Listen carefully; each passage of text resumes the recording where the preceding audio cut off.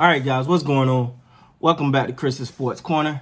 Real quick, man. Hope everybody's having a great Sunday. So, real quick, man, I had another video that I recorded with the new setup, and I'm still having these little audio issues where the sound is just a little off track with the video. So it seemed like when I'm talking, it's a little bit behind what my lips are saying. I'm quite sure you guys seen that. So I apologize, man. But y'all know I ain't gonna leave you without a Lakers video, baby. So even though I did the other day, but that's not my fault. I was actually busy. So sorry again, this video is a little late, but I started upload that video anyway, but I was like, no, I'm not gonna give you guys some half-done video. That's not fair.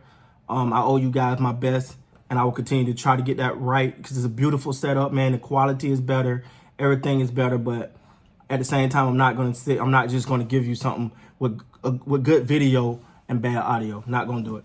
So anyway, man, the Los Angeles Lakers versus the Memphis Grizzlies.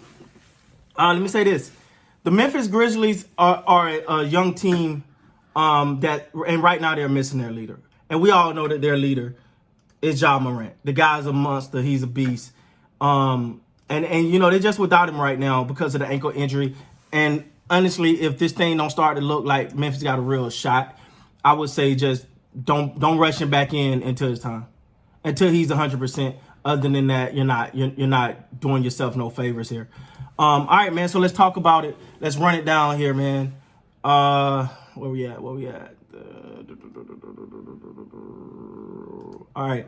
Let's run the scores down. Let's run down everybody's stats. So you had Anthony Davis, he played 32 minutes, 6 of 15, 17 points. You had Kyle Kuzma. He played 30 minutes. He was 4 of 9, 11 points, 3 for 7 from the field. Anthony Davis was 0 for 2.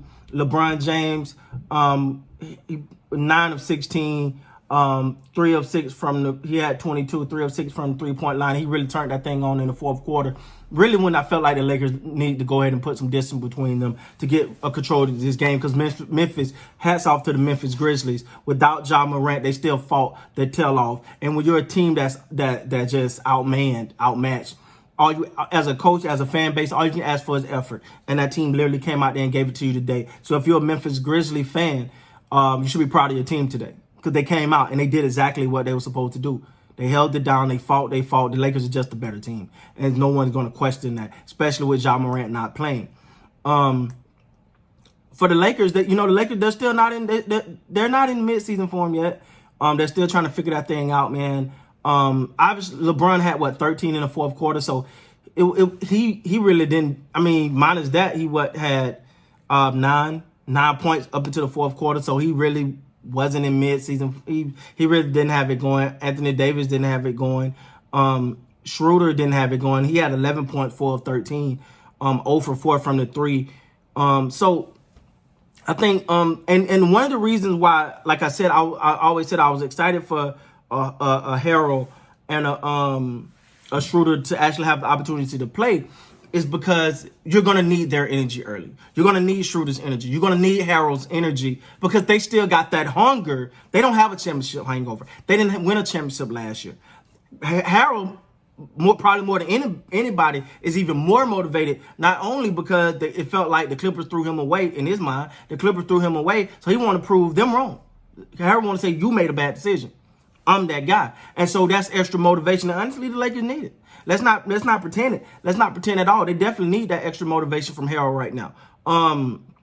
Morris, he played 14 minutes. He was 0 for 2 from the field. 0 for 2 from, it was just bad.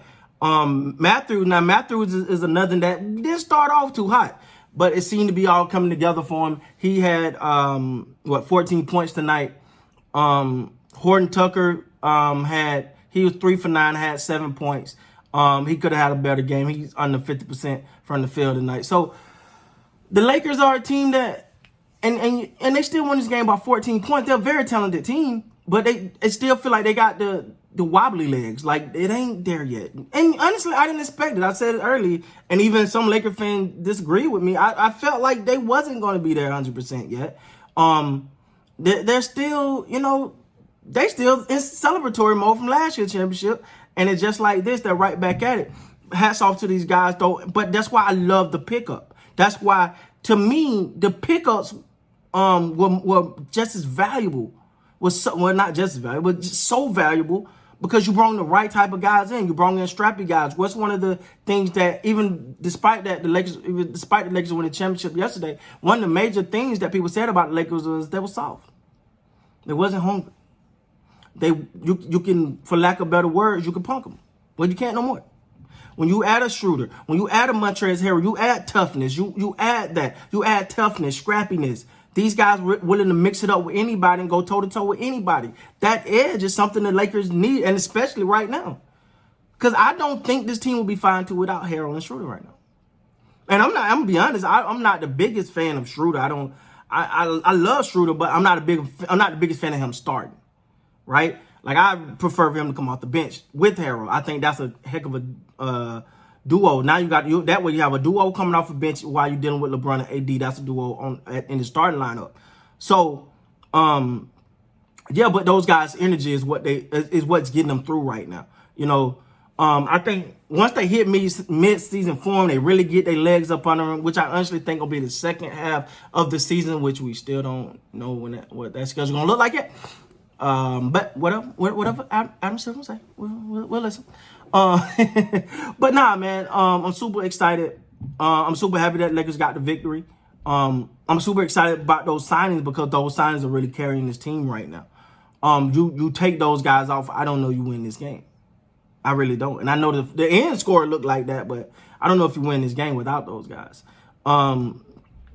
Gasol tonight looked better. He had an all-around game. I mean, he had 7 points, but he had 3 offensive rebounds, 3 defensive rebounds, 4 or 6, even had a steal in there. So Marc Gasol play is starting to come alive a little bit more, but I think that's more of what you want from him. You want the offensive rebounds. You want the assists because that's definitely what he can do. And out of all the starters, he played the least minutes. He only played 24 minutes. Heck, you had Matthews, who came off the bench, had 27. So they're finding a good mix in there. And I don't think you need 30-plus minutes from Gasol. You need effective 20, 28 minutes, effective minutes. No need to wear him out. Play him. And all of it based off your competition, right? For the Memphis Grizzlies, though, like I said, man, y'all should be super proud of your team. Your team did their thing. They fought hard. They were scrappy. They played the best of their ability. They just played the better team. Like, it's just better. It is what it is. It's just how it is. But I think the future is bright for Memphis. And for the Lakers, congratulations. We're now 5-2. Hopefully they start to get the sea legs up under them. With that being said, guys, please like, comment, subscribe to the channel. Till next time, and you guys be great.